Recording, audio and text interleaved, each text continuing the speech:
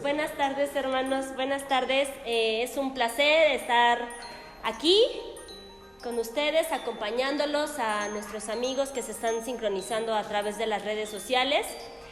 En esta semana tan esperada, en esta fecha próxima que vamos a celebrar, que vamos a estar llenos de alegría y gozo, pero justamente este motivo, ¿por qué hay que estar alegres? ¿Por qué Jesús es la alegría de los hombres?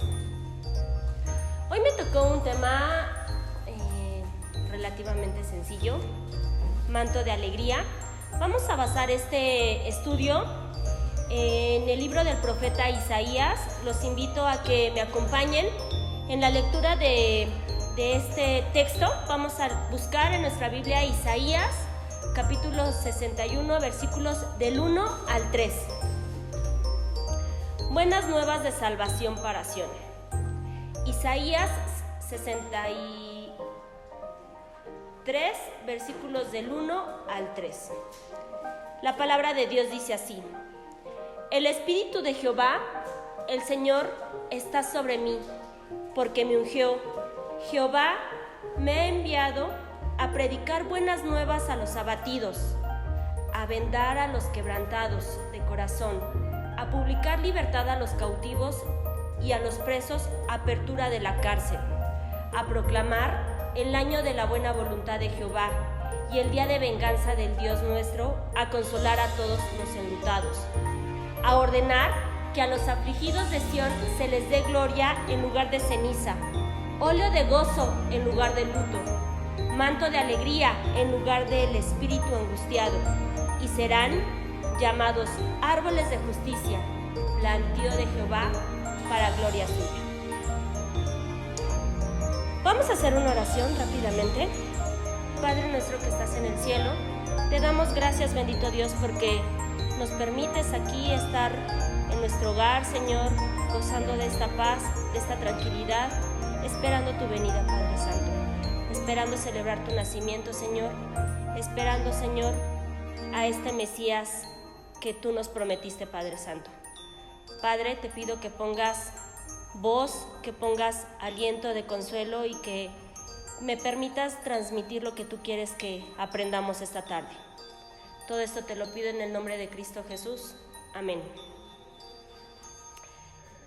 Pues bueno, es una palabra emitida por un profeta 700 años antes del nacimiento del Mesías, esperado por un pueblo abatido, esperado por un pueblo que vivía en crisis, que vivían exiliados, que vivían en esclavitud, después de todo lo que había pasado el pueblo israelita, después de todo lo que había pasado el pueblo hebreo, hoy nuevamente se encontraban en una posición de esclavitud.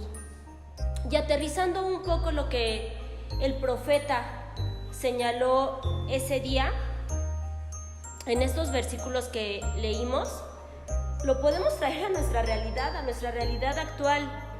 Hoy vivimos esclavizados por deudas, por enfermedades, por adicciones. Incluso no precisamente tienen que ser adicciones como las drogas o como el alcohol. Traemos adicción al trabajo, adicción a redes sociales, adicción a televisión, a fútbol y todos los días tenemos batallas constantes, batallas personales, laborales, batallas económicas, batallas en el hogar, en el colegio, en la universidad. Tenemos este tipo de conflictos que nos tienen encarcelados, que nos tienen cautivos. Pero el Espíritu de Jehová, el Señor, está sobre nosotros. Y vienen a predicar las buenas nuevas a los abatidos, a libertar a los cautivos, a los presos, a aperturar la cárcel. ¿Qué significa esto? Me voy a ir al Nuevo Testamento y les voy a pedir que también leamos en nuestra Biblia Lucas, capítulo 4, versículos 16 al 21.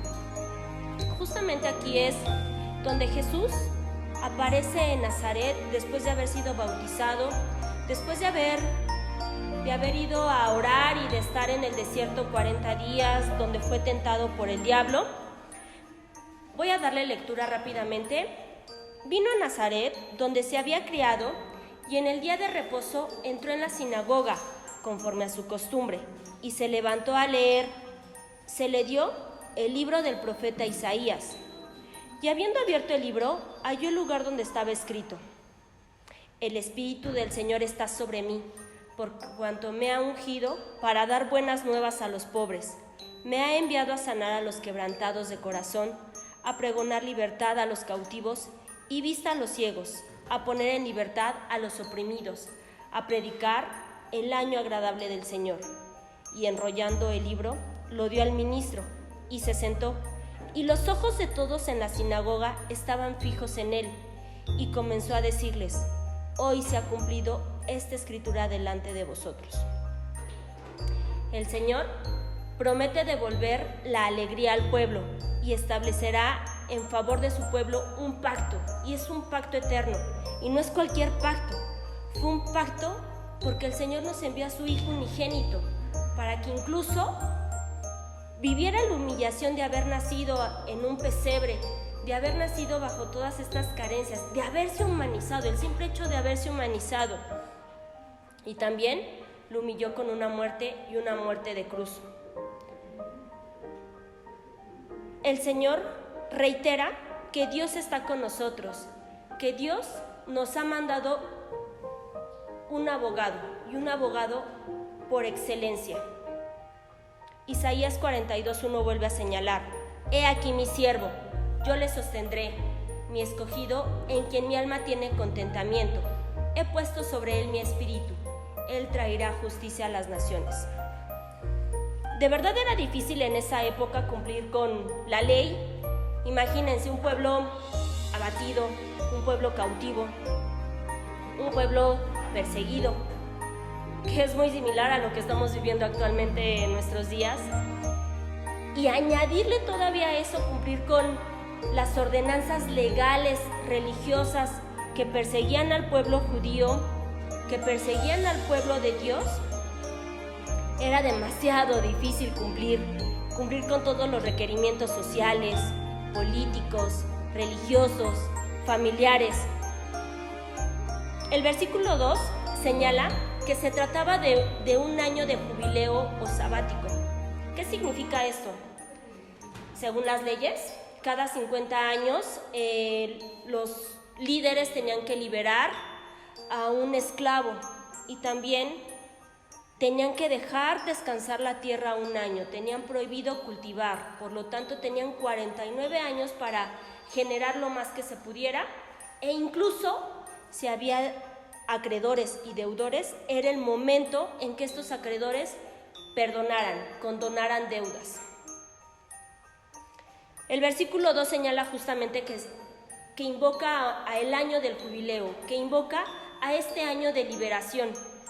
Pero más que invocar a un año de jubileo, el profeta quería que el pueblo se enterara que estaba muy próxima, muy venidera esta gracia, este manto de alegría que iba a cubrir y proteger a todo el pueblo.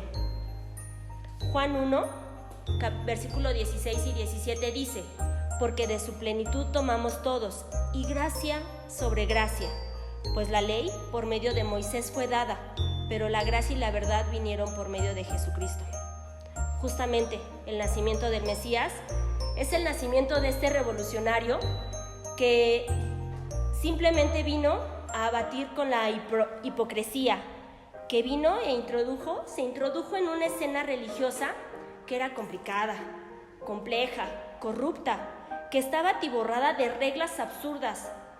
Sin embargo, él, en vez de manejarse con estas reglas que eran enseñadas a todo el pueblo cristiano, se enfrentó a los líderes religiosos. ¿Saben cuántas leyes existían en esa época? Simplemente existían 613 leyes. ¿Saben de dónde sale ese número de leyes? Pues justamente, los sacerdotes, los líderes religiosos. contaron cuántas palabras tenían los 10 mandamientos. Y en base a eso llegaron a la conclusión que de las 613 palabras iban a nacer 613 leyes. Hoy con la Constitución política, códigos, reglamentos, leyes, manuales, no nos damos abasto, pero incluso no llegamos a esta cantidad tan absurda con la que vivía el pueblo judío. Pero llega Jesucristo y tiene la capacidad de tomar este mundo legislativo tan complejo y lo simplifica, justamente presentándose con algunos religiosos que le cuestionan cuál es el principal mandamiento. Él les responde: sencillo, solo son 2. Ama al Señor tu Dios con todo tu corazón, con toda tu alma, con toda tu mente, con todas tus fuerzas, ámalo. Y el segundo es similar, se parece al primero: y ama a tu prójimo como a ti mismo. No baje el nivel de esas 613 leyes, no baje el nivel de los 10 mandamientos, simplemente simplifica. Con esto, abolió todo ese tipo de reglamentación que existía y en su esencia lo resumió. Se olvidó de doctrinas, se olvidó de rituales, se olvidó de reglamentos. Solo ofreció algo sencillo, una relación simple con Dios. Versículo 3. A ordenar que a los afligidos de Sión se les dé gloria en lugar de ceniza, óleo de gozo en lugar de luto, manto de alegría en lugar del espíritu angustiado, y serán llamados árboles de justicia, plantío de Jehová para gloria suya. La versión lenguaje actual menciona que dice que los llamará robles firmes, plantío de Jehová, porque nuestra fe está en Cristo Jesús, porque justamente estamos llenos y protegidos de este manto de alegría, porque sabemos que todo lo que está en esta tierra se queda, que todas las aflicciones, que toda la enfermedad, que toda tribulación, que toda preocupación lo podemos dejar aquí. Podemos liberarnos de estas cargas, podemos liberarnos de estas cadenas que nos atosigan. ¿Por qué? Porque ya nació el Mesías, porque el Mesías vino justamente a protegernos con su manto y a quitar esta aflicción de nuestro corazón, esta aflicción de nuestra mente. Esto no significa que nada más por el simple hecho de saber que nació Jesucristo baste, no. Más bien, incluso, tenemos esta responsabilidad porque nuestra fe es firme e incluso es cuando el diablo aprovecha esta situación, justo cuando estamos en este momento tan crucial que por fin decimos: voy a leer mi Biblia, voy a orar, voy a llegar temprano al culto, voy a estudiar, voy a ponerme en oración. Es cuando más luchas se nos presentan, cuando más pruebas estamos viviendo como creyentes. Las batallas se hacen constantes, pero sus promesas se cumplen a cada instante en nuestra vida. El salmista lo señaló muchas ocasiones, incluso el rey David lo vivía en constante situación. La verdadera amnistía es el perdón divino, que depende del Padre y no de nosotros. Pero incluso antes de que nosotros pidamos perdón, nuestro Padre ya conoce nuestro pecado. La única condición, la única regla que Él nos establece es que seamos sinceros, que oremos y que pidamos perdón con fe, que nuestra fe no se abata, que nuestra fe sea más grande que ese granito de mostaza que podemos tener a la vista.